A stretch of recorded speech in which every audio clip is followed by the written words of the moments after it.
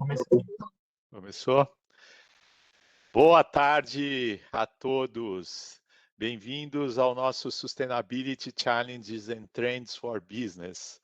Hoje a gente vai ter aqui uma conversa muito interessante com diversas pautas. A gente vai falar de compromissos com a descarbonização, falar um pouco sobre certificação, cidades e redes inteligentes, e sim, produtos sustentáveis, tá?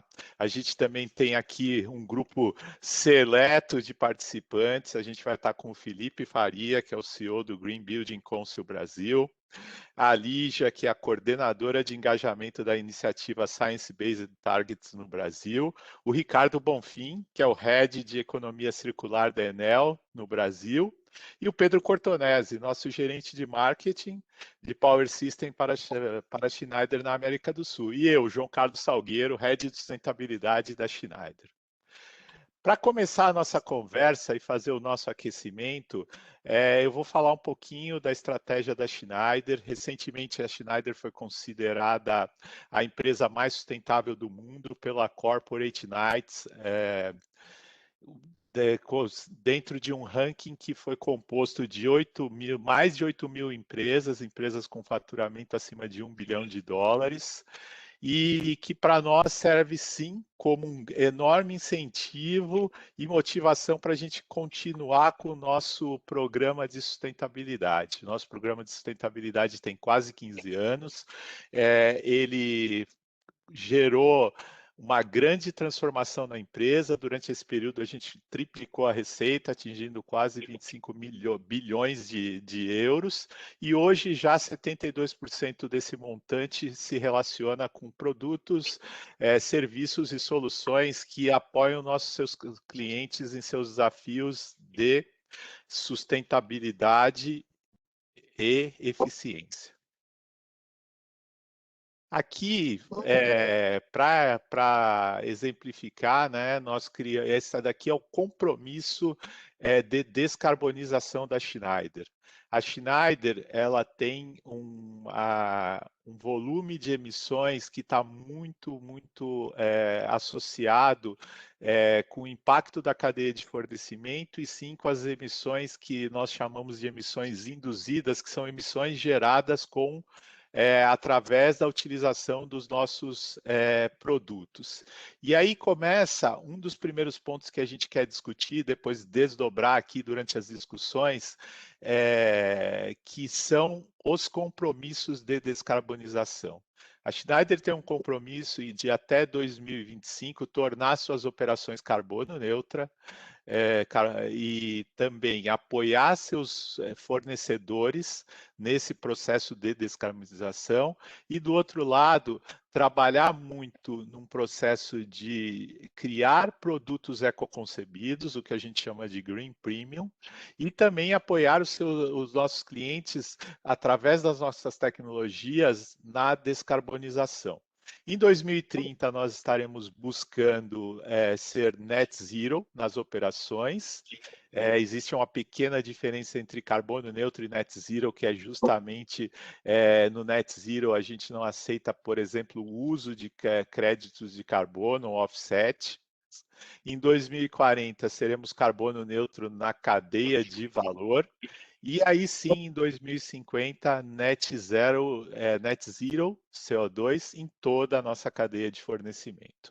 E é importante mencionar que todos esses compromissos foram assumidos debaixo das recomendações da iniciativa Science Based Targets, que a Lígia está representando hoje aqui conosco, tá?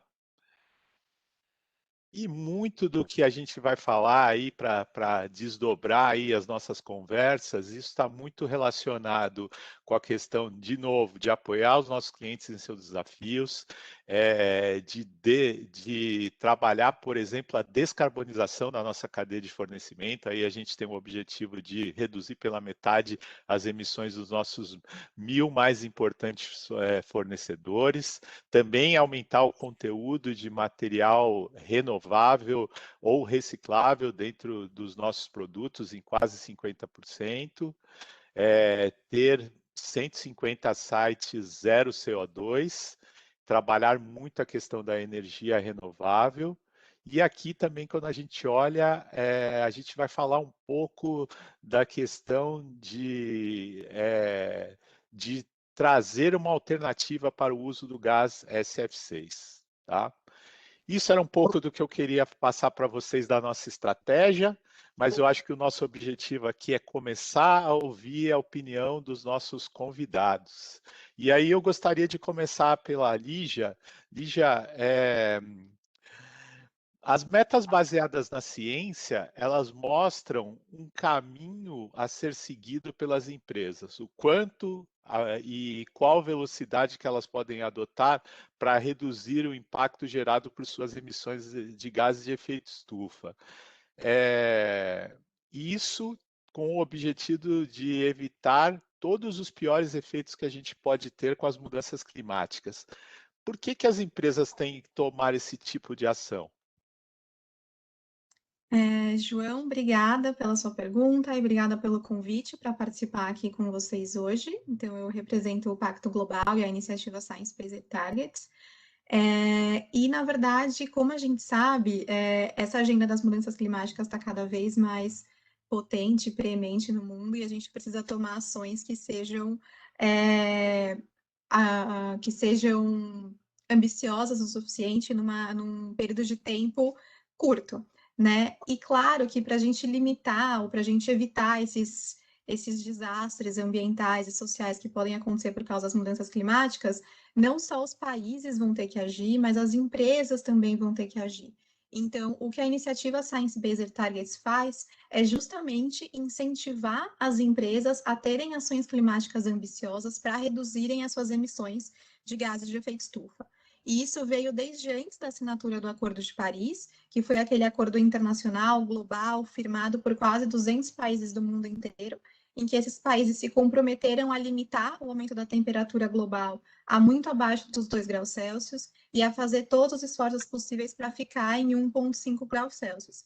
Isso porque é o que a ciência climática mais atual e mais recente indica como necessário para que a gente evite todas essas situações catastróficas que podem acontecer com um aumento maior de temperatura. E a iniciativa surgiu produzindo, então, métodos e ferramentas para que as empresas possam ter essas metas, ou seja, metas de redução de emissões que estejam alinhadas com o que a ciência climática indica como necessário para aumentar o aumento dessa temperatura. Então, por que isso é tão importante? Porque, primeiro, as empresas precisam medir as suas emissões, né? Então, saber quanto elas emitem, fazer os inventários de emissões, e o segundo passo é ter metas para reduzir essas emissões. E muitas empresas do mundo inteiro já têm os seus inventários, já têm as suas próprias metas, mas essas metas muitas vezes são construídas de maneira arbitrária, assim, né? A partir dos critérios das próprias companhias, o que já é muito relevante.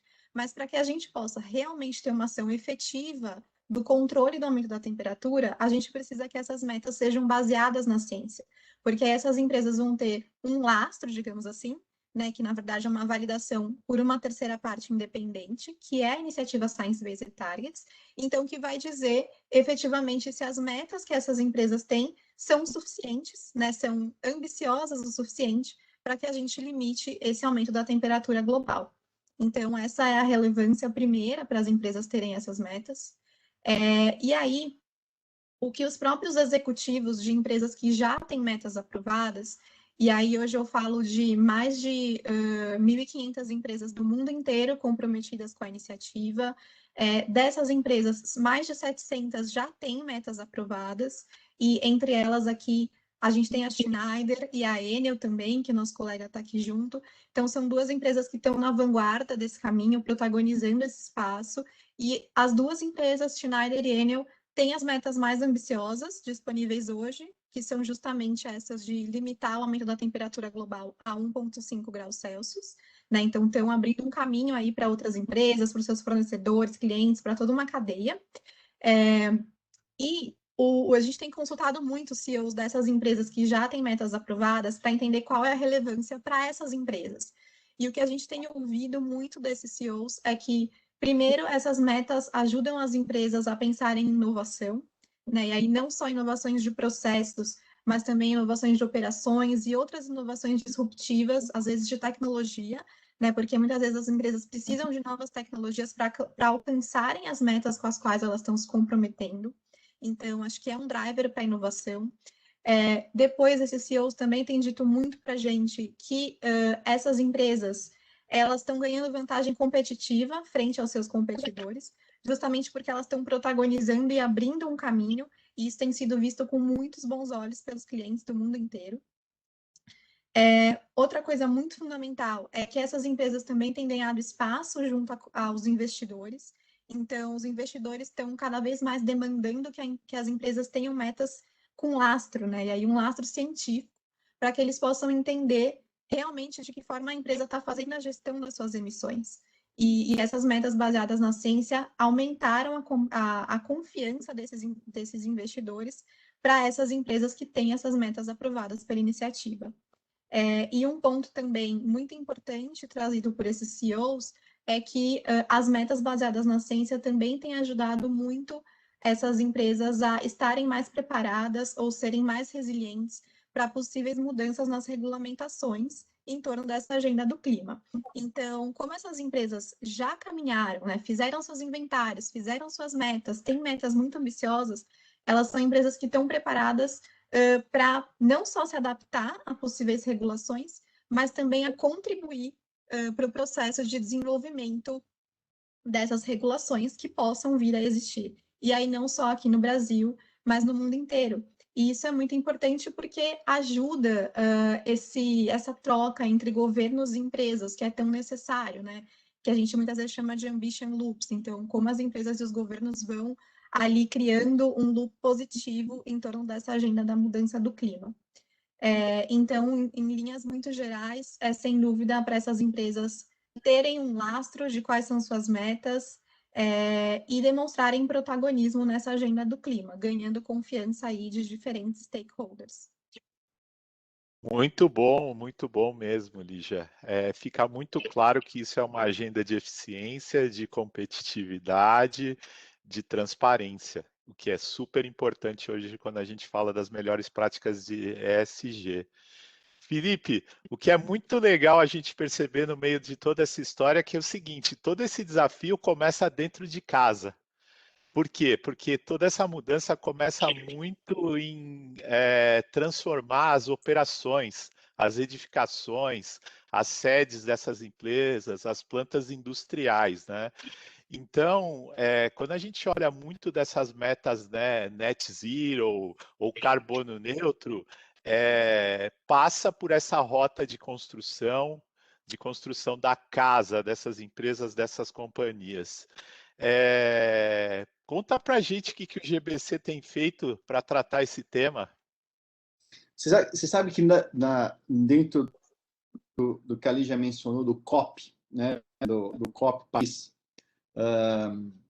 nós tivemos, a gente já atua, né, com alta eficiência energética em edificações há um bom tempo, mas foi no COP, foi onde que as Nações Unidas lançaram um desafio aos Green Buildings, em um dia que eles estavam discutindo o papel das edificações nesse desafio de mudanças climáticas, e eles falavam que, olha, se todas as novas edificações até 2030 serem autossuficientes em energia, isso na operação, e depois todas autossuficientes até 2050, edificações mundo afora, só em edificações a gente reduz as 84 gigatoneladas de emissões de CO2, que é o suficiente para bater a meta de 1,5 graus Celsius.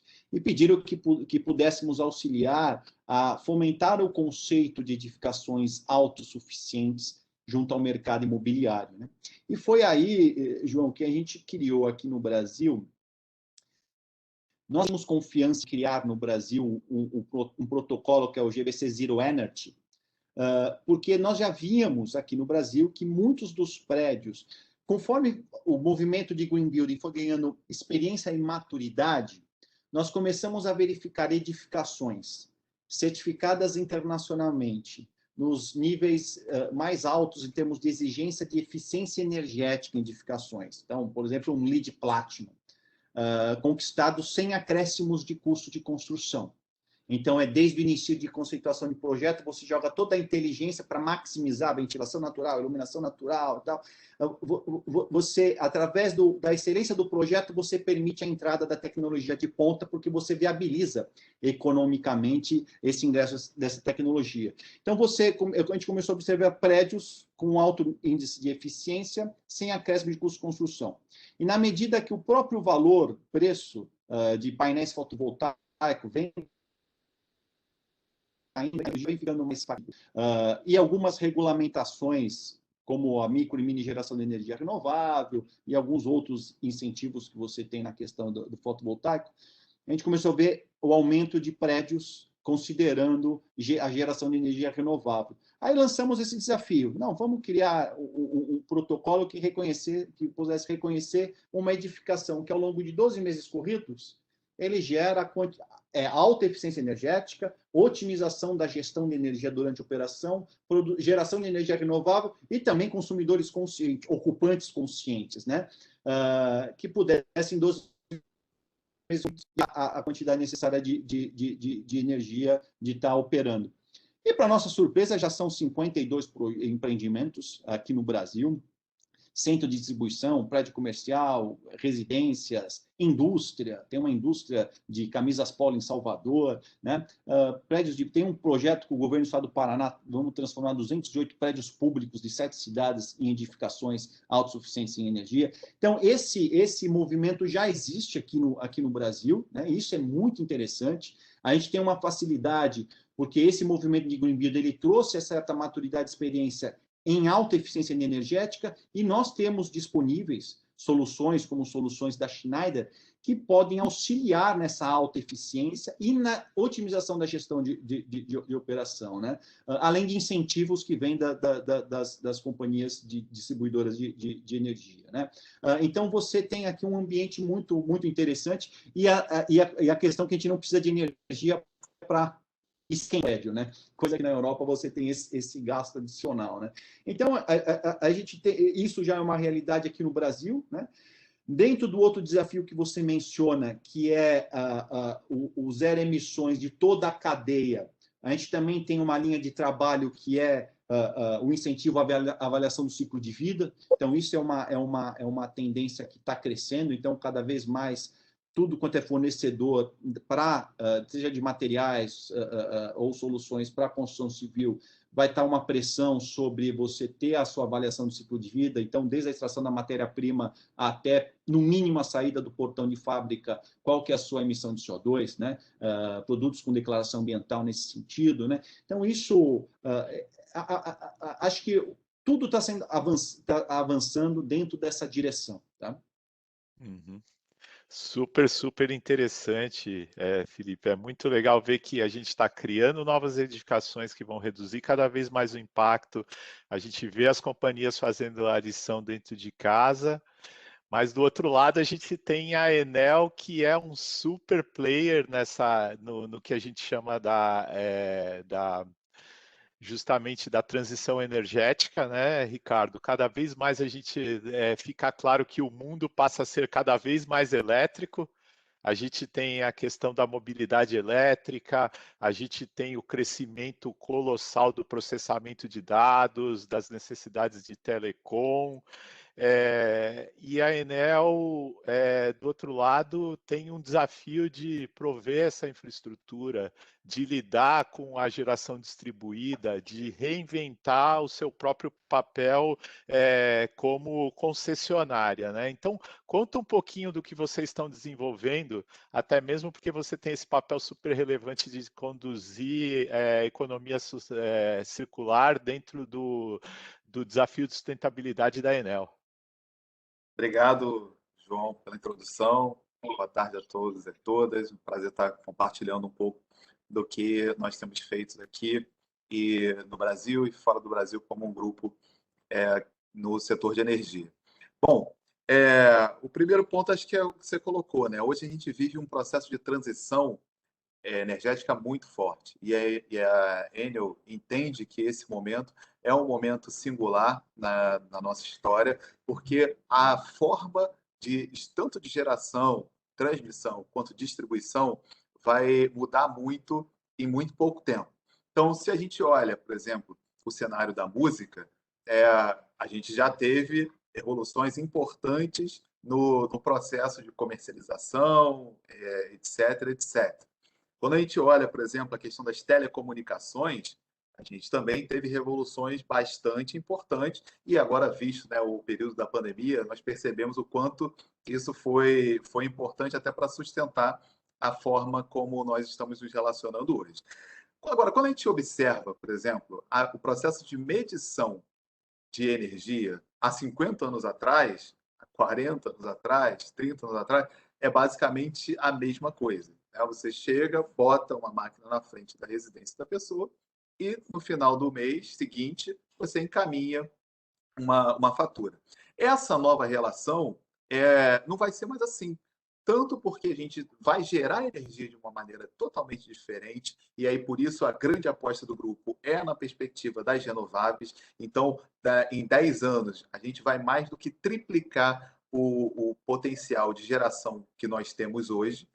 Então, é um potencial de investimento muito grande, então um montante de investimento, e tendo a América Latina, principalmente o Brasil, como um protagonista desse processo, e ao mesmo tempo uma criação de novas relações entre o consumidor, né, quando a gente fala da distribuição, e a empresa de distribuição totalmente diferente. Isso, óbvio, passa pela estruturação de parcerias, como a gente tem com a Schneider, seja no processo de estabelecer metas que sejam metas semelhantes, e aí a gente corre em conjunto, seja também no processo de desenvolvimento dessas novas tecnologias.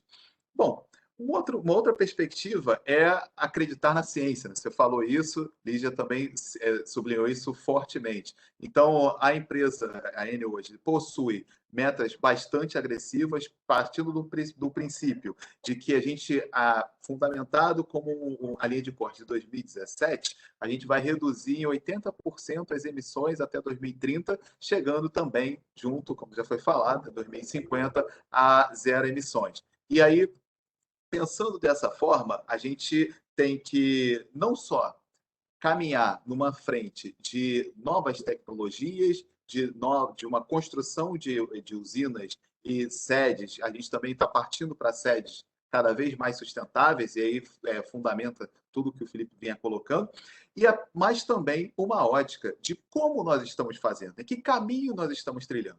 E aí a gente tem dois pilares fundamentais. O primeiro, que como você colocou, a economia circular, onde a gente passa a perceber, seja no processo, desde o processo de concepção, do design daquele projeto, até o final daquela atuação, ou material, etc., uma nova lógica que seja circular, onde a gente pense a máxima utilização daquele recurso, a gente estenda a vida útil sempre que possível daquele material, mas principalmente olhe para o design daquele processo, daquele produto, e veja como ele pode contribuir de uma maneira cada vez mais voltada à circularidade. E o segundo ponto é o compromisso não só com a ciência, mas também com instituições relevantes do setor empresarial, como o Pacto Global, onde foram estabelecidos os Objetivos de Desenvolvimento Sustentável, onde a Enel também é signatária desde o princípio, e a partir daí criando também mecanismos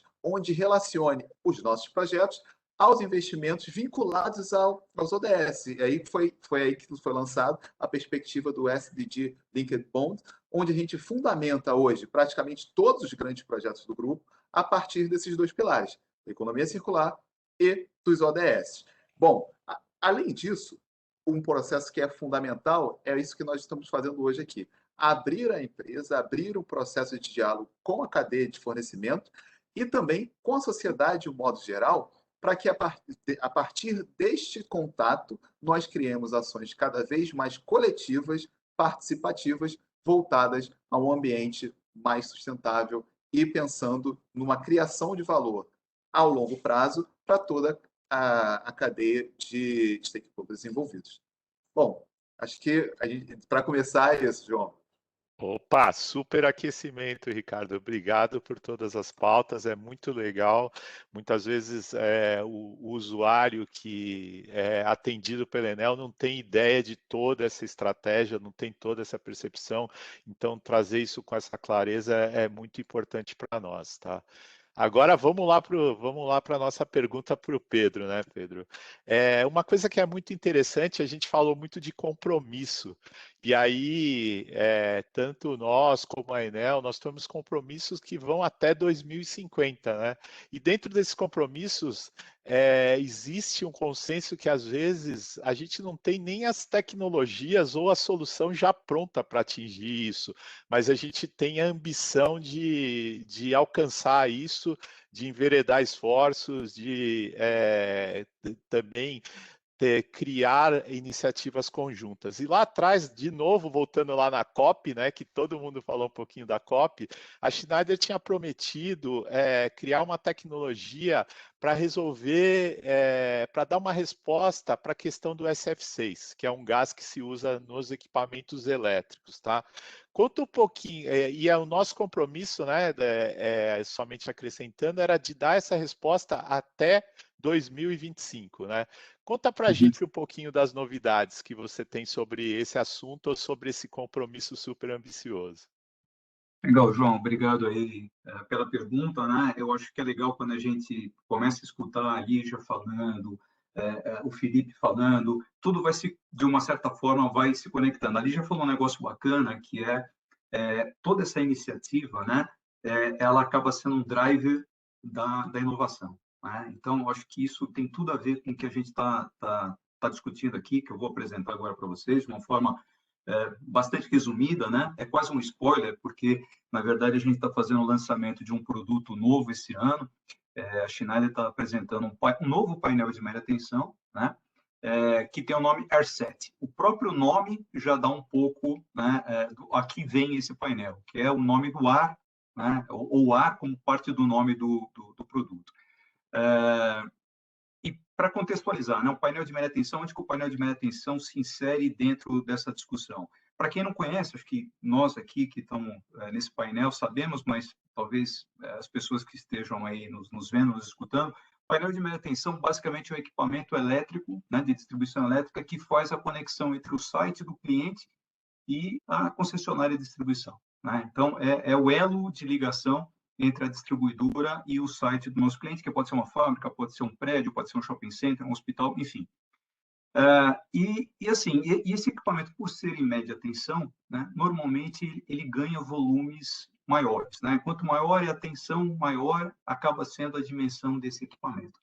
Por conta disso, tradicionalmente, a indústria lançou mão da utilização de um gás, né, que tem propriedades bastante interessantes que permitiram que os equipamentos elétricos em média e alta tensão fossem compactados, né? Então, o SF6 que você comentou, João, né, ele é um gás que tem uma característica, né, de elétrica 2 vezes e meia melhor do que o ar. Então, ele desde a década de 1960, esse gás é largamente utilizado pela indústria elétrica, né, justamente para poder compactar esses equipamentos de média e alta tensão. Pensando, né, do lado do cliente, um equipamento de uma subestação elétrica, na verdade, não gera receita, né? Então, quanto maior é esse equipamento, maior é o footprint que ele ocupa, menor é a área, uma gôndola, um ponto de venda para o cliente. Então, ninguém quer um equipamento elétrico, né, que ocupe muito espaço.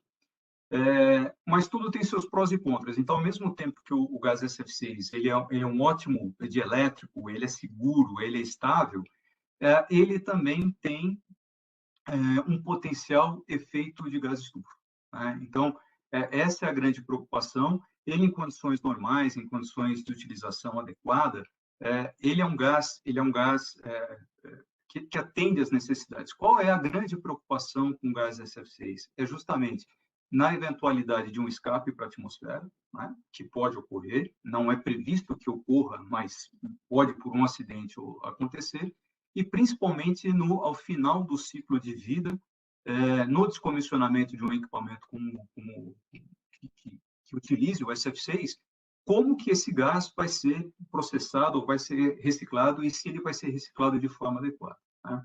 Então, o que é legal? Com tudo isso, né, como esse driver da gente colocou aí, desses compromissos assumidos, a Schneider, então, colocou aí bastante recurso para desenvolver uma nova tecnologia que pudesse substituir o gás SF6, mas que não tirasse algumas características dos painéis que existem, né?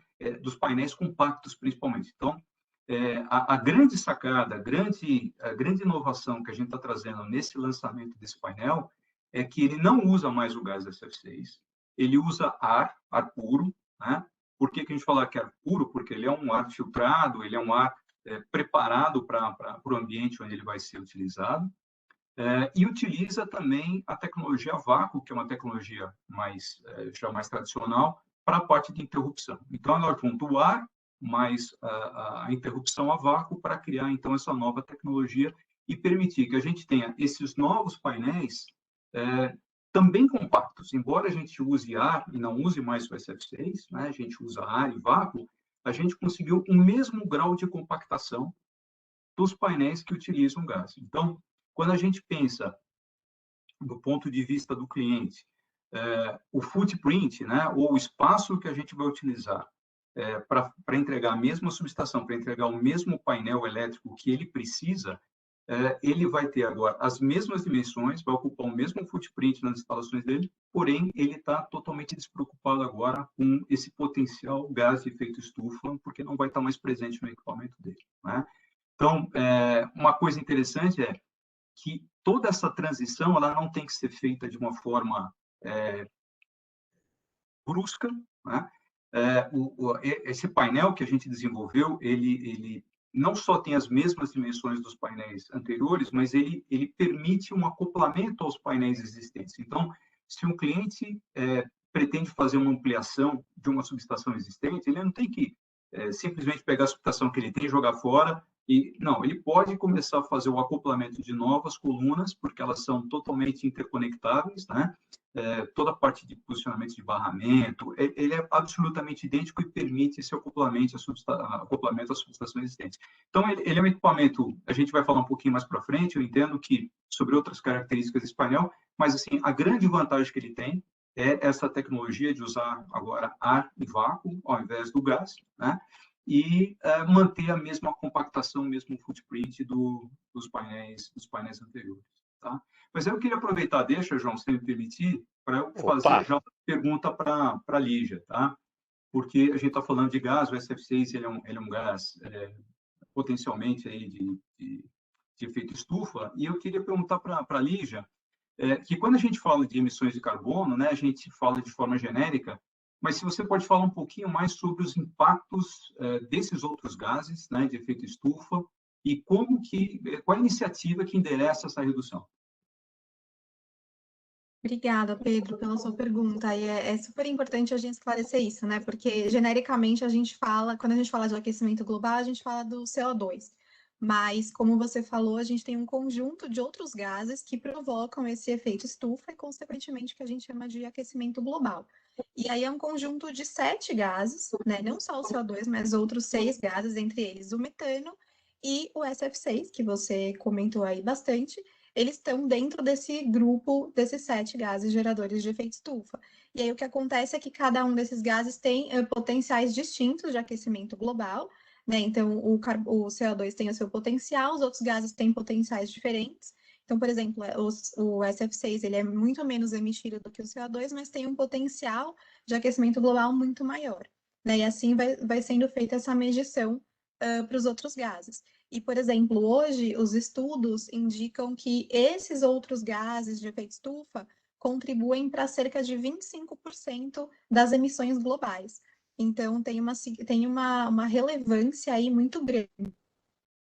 E o que acontece é que as empresas, elas precisam fazer a medição, né, de todos esses 7 gases que estão de acordo com o protocolo de Kyoto e que, então, também estão abarcados ali pela metodologia GHG, que é a metodologia internacional que as empresas devem usar para fazer esse inventário de emissões, que é o primeiro passo. E aí, para que essas empresas tenham metas baseadas na ciência, essas metas precisam também abranger todos esses 7 gases. Então, para que elas estejam de acordo com o protocolo do GHG e, consequentemente, também com o protocolo de Kyoto. Então, as empresas precisam ter um olhar abrangente. E, claro, essas empresas que estão na indústria da eletricidade e que têm essa alta demanda pelo SF6, desculpa, como você comentou, elas precisam ter um olhar especial para a redução dessas emissões e para buscar alternativas aí, como a Schneider está propondo. Então, isso é super, super relevante. E falando, né, sobre essa proposta da Schneider, essa nova tecnologia proposta pela Schneider, eu aproveito para perguntar aqui para o Felipe como ele acha que essa proposta da Schneider pode contribuir para a certificação Zero Energy, que ele estava comentando com a gente ali no começo da apresentação. Tanto para Zero Energy quanto para as outras, né, na questão do LEED, por exemplo, né, as grandes lajes corporativas, grandes plantas industriais, que às vezes por hora pode estar um pouco distante da autossuficiência de energia, né? Por ser muito vertical, ter pouco horizontal, então os projetos ainda que nós temos zero ainda são menores, né? Mas dentro dessa ideia do zero, também as emissões com gases são consideradas, né? Então então a gente vai ter uma pegada menor aí para estar compensando com geração de energia. Então a questão de gases também, através do coeficiente, a gente vê o quanto que está gerando de CO2, e aí retornando isso, o que seria o quilowatt equivalente, que é o que a gente vai exigir que adicione nessa geração, né? Então também é considerado na conta do Zero Energy tanto queima de combustíveis fósseis ou também queima de gases, né? Emissões relacionadas aos gases.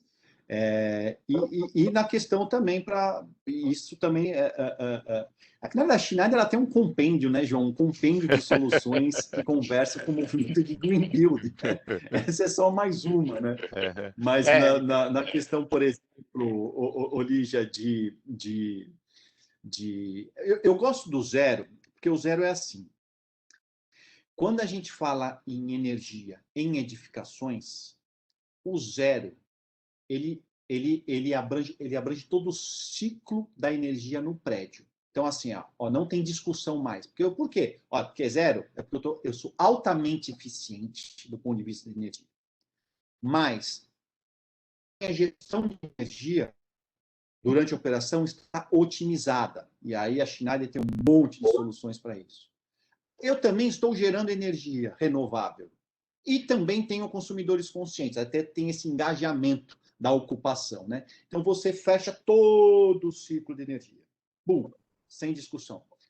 Quando a gente fala hoje, Lígia, em termos de, se a gente pega uma grande torre corporativa, por exemplo, na Faria Lima ou na Juscelino, a gente está um pouquinho longe de exigir uma autossuficiência de energia. A gente ainda não está fechando a conta, porque quando o Green Build ele promove uma ação, independente dos apelos ambientais, eu sento para conversar com o incorporador. Então, a gente comprova que é o melhor modelo de negócio. Os ganhos ambientais sociais, mais os ganhos econômicos.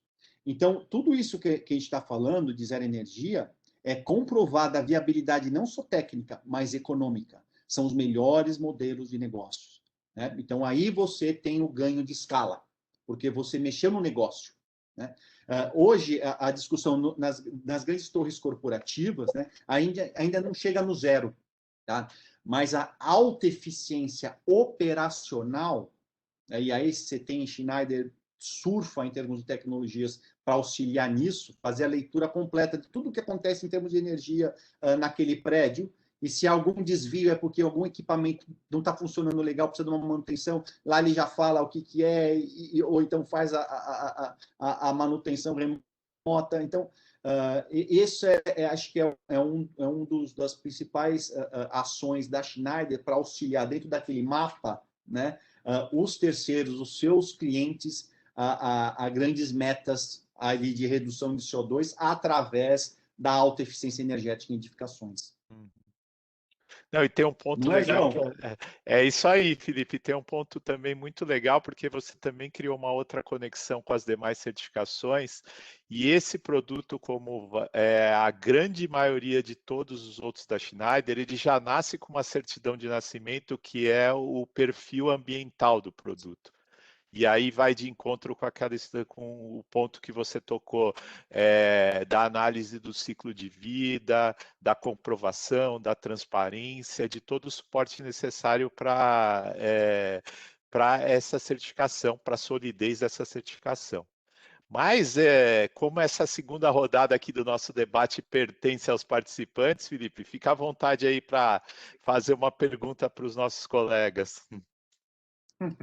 Não, saber do Ricardo dentro do como é que ele vê o futuro. Acho que um dos maiores, acho que uma das políticas de fomento que a gente tem hoje dessa parte de edificações autossuficientes, por exemplo, é o PE, né, o Programa de Eficiência Energética. Então, por exemplo, esse projeto que eu falei de 208 prédios públicos no Paraná, em 7 cidades, 60% do recurso para execução é concessionária. A gente também está com um projeto com a educação, ensino adventista, as escolas do ensino adventista, vão ser 30 escolas, são escolas privadas, mas com recurso das concessionárias, né? Como é que você vê, como é que a Enel tem trabalhado esse recurso, né? E se você vê alguma chance de engrossar mais do ponto de vista da meta de desempenho daquilo que vai ser utilizado de recurso dentro dessa ideia de tentar zerar, né? zerar a conta. Olha, acho que você trouxe um ponto fundamental e acho que vou dividir em duas frentes a resposta. A primeira, com a perspectiva das chamadas públicas de eficiência energética. Hoje, nós temos grandes oportunidades, não só no nosso grupo, mas também em praticamente todas as distribuidoras, num processo de eficientização de prédios, normalmente públicos, né, que são os que mais são efetuados, mas também de unidades privadas, aí nesse caso, com contrapartida. E aí a gente está falando talvez do maior programa mundial voltado à eficientização, né, uma maior política pública, e aí esse carimbo aí verde e amarelo é muito interessante, porque é uma particularidade brasileira que faz com que nós tenhamos a oportunidade de empresas de todos os tamanhos aí, né, de empresas de especializadas em eficiência energética e também grandes fornecedores como a Schneider, de participarem de um processo que, no final, gera um benefício para toda a sociedade. Porque a gente tem uma redução da demanda, a gente tem um estímulo à criação de novas tecnologias, uma movimentação econômica com as empresas de eficiência energética, ou seja, um grande movimento voltado à eficientização de construções. Outra perspectiva também são a parte de pesquisa e desenvolvimento. E aí a gente tem um grande movimento nesse sentido, que é o programa, o projeto Urban Futurability, que vem também na esteira do Programa de Eficiência Energética,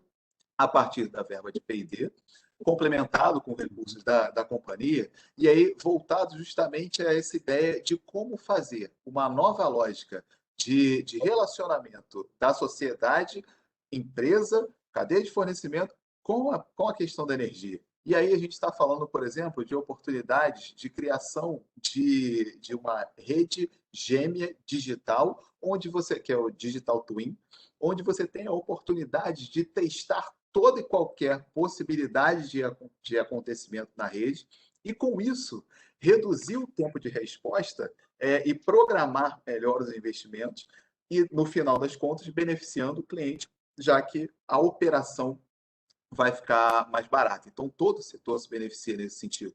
Outra ideia é a própria capacidade que, pela quantidade de sensores, de um embarque de novas tecnologias, como você mesmo acabou de falar, né? Por exemplo, a Schneider, você consegue entender tudo que está acontecendo no prédio a partir de algumas tecnologias.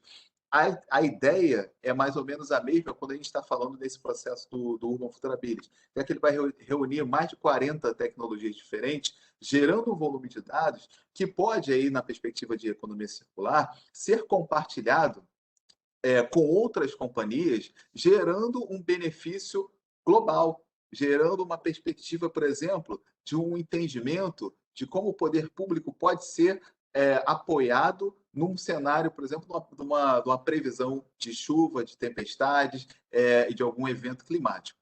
No final, a gente tem também uma ótica de maior resiliência da rede. E aí tem tudo a ver com a ideia de mudanças climáticas, né? Porque a gente está fazendo um investimento cada vez mais consciente em termos operacionais, mas também observando os impactos no futuro.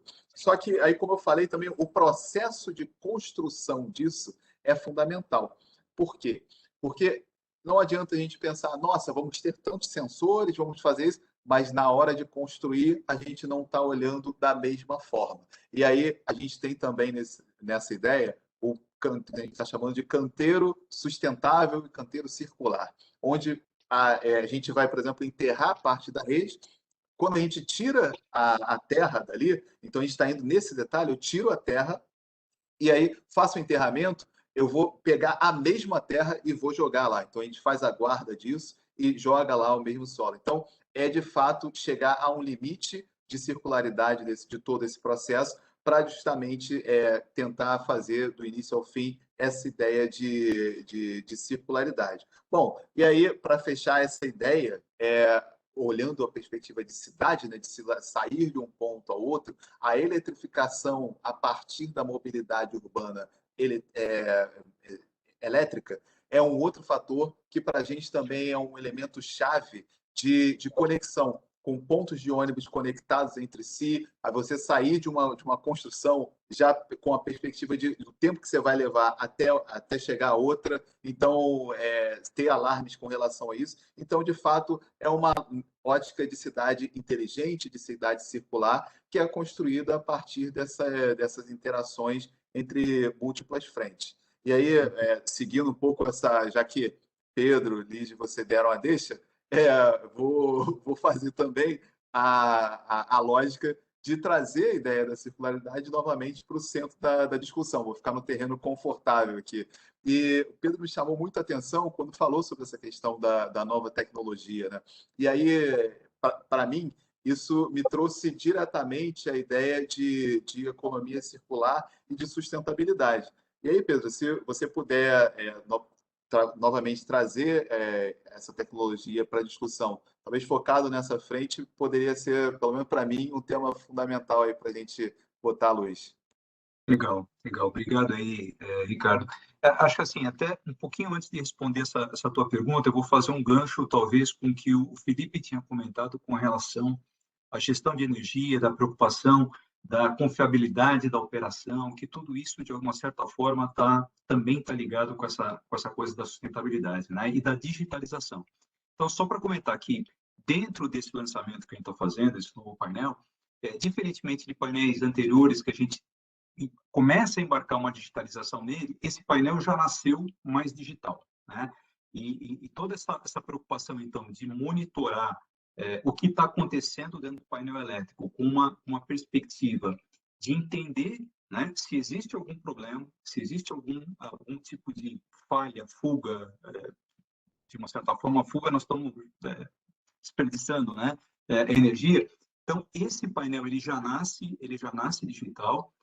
Ele é um painel que traz essa filosofia do IoT, e ele está 100% conectado com essa plataforma IoT que a Schneider tem, o que permite, né, não só uma coisa do ponto de vista da segurança até, de você conseguir fazer operações e monitoramentos dentro da subestação, mas através do teu smartphone, então você não precisa estar necessariamente na frente do painel para fazer determinadas medições, e também você não precisa estar conectado no cloud para fazer isso, se você não quiser. Mas se você quiser fazer a conexão no cloud, também você pode fazer, né? E aí permite que a gente tem uma linha aí de softwares bastante grande que permite fazer esse monitoramento 24/7 de toda a instalação do cliente. Então, o que eu queria falar, que esse painel ele já nasceu conectável, né? E aí ele alia duas grandes tendências que a Schneider entende, né? Que é a descarbonização e a digitalização. E aí ele faz a conexão com esses conceitos aí de Smart Green Grid, Smart Green Building, Smart Green Manufacturing. Então, ele faz parte desse novo conceito. E entrando especificamente no teu ponto, né, Ricardo, com relação à economia circular, esse projeto, quando nasceu, ele já nasceu com essa pegada e com toda essa preocupação, né? Então, para você ter uma ideia, ao longo do desenvolvimento do produto, os engenheiros de desenvolvimento de P&D da Schneider trabalharam de forma colaborativa com os fornecedores, né, que iam fornecer os equipamentos ou os subprodutos para esse painel, para que a gente tivesse absoluta certeza, primeiro, né, pensando até na cadeia já, né, na cadeia de suprimentos, que não houvesse nenhum componente na fabricação desses produtos que tivessem alguma substância que fosse proibida por alguma agência reguladora. Então, a preocupação desde a origem, se um isolador ou se qualquer componente desse painel fosse fabricado com alguma coisa que poderia causar algum tipo de preocupação futura para o nosso cliente, né? E aí também a gente tem a preocupação com a descarbonização, mas também essa preocupação com produtos tóxicos, eventualmente, que pudessem estar inseridos lá. Então, tiramos o gás, mas continuamos com algum tipo de produto tóxico dentro do equipamento, não fazia muito sentido, né?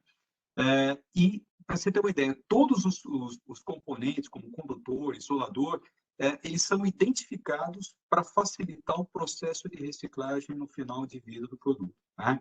Então, quando a gente fez lá a avaliação de quanto que poderia ser reciclável de um painel no final do ciclo de vida dele, a conta deu quase 90%. Então, praticamente 90% do painel, desse painel chamado R7, ele é totalmente reciclável, né? Para ainda fechar isso, qual que é a nossa preocupação? Bom, isso é uma tendência futura, essa substituição por essa nova tecnologia é alguma coisa que vai acontecer ao longo do tempo, mas só para trazer também para o contexto, e a preocupação da Schneider de envolver a área de serviço da Schneider para, eventualmente, suportar o cliente no descomissionamento de painéis que utilizem SF6 hoje. Então, não só aquela coisa, olha, eu tenho um produto novo agora que permite que você não utilize o SF6, utilize ar, uma pegada muito mais né, de descarbonização. Mas como é que eu faço, eu como usuário, como é que eu faço aqui com esse painel que eu tenho que descomissionar? O que eu vou fazer aqui sabendo que tem um gás dentro da minha chave seccionadora? Então, a equipe da Schneider pode suportar para fazer ou para garantir para o nosso cliente que essa reciclagem desse gás seja feita de forma adequada. Então, aí a gente fecha todo o ciclo, não só com esse produto em si, mas com o produto a qual ele está substituindo. Super legal, Pedro, super legal. A gente está quase chegando aqui ao final do nosso encontro, mas eu acho que, para fechar, vale revisitar um conceito que ali já mencionou, que é o conceito de Ambition Loop, tá? Foi uma intenção muito nossa lá quando eu falei do começo que a gente ia falar de um monte de coisa. E quando a gente falou de todas essas vertentes, todos esses assuntos, a gente vê como eles estão conectados e como existe sinergia. E aí, na questão do Ambition Loop, realmente mostrar para a nossa audiência, quando eles pretendem assumir uma meta de descarbonização, estabelecer uma ambição, tem um caminho, tem um suporte que vem através do Science Based Targets. Quando eu concebo um empreendimento e eu quero fazer com que esse empreendimento seja sustentável, do papel à escritura, do papel do projeto até a escritura, tem um caminho que está bem estabelecido com o Green Building Council, onde você pode buscar todas essas informações, todo esse preparo. Da mesma forma, o Pacto Global, o Green Building Council estão interagindo e influenciando os governos, assim como também a Schneider, para que a gente crie uma regulação positiva que contribua para uma retomada sustentável, para que contribua para o desenvolvimento sustentável. E aí, do outro lado, também tem um papel bem relevante quando você olha da Enel, de mostrar a concessionária assim como um aliado do teu cliente, para entender como ele pode fazer o máximo com a energia, como ele pode interagir. E nós, como um grande fornecedor hoje, talvez um dos maiores fornecedores de tecnologias para eficiência e sustentabilidade, como a gente está preparando todas as nossas ofertas, todas as nossas soluções para justamente potencializar todo esse movimento, tá? A Schneider, de novo, agradece a participação de todos vocês aqui no nosso evento, enormes parceiros nessa jornada nossa pelo desenvolvimento sustentável, e fechamos aqui ansiosos para a próxima oportunidade. Muito obrigado e tenham uma boa noite. Obrigado, João. Obrigado a todos. Tchau. Obrigado, um grande prazer. Tchau. Lígia.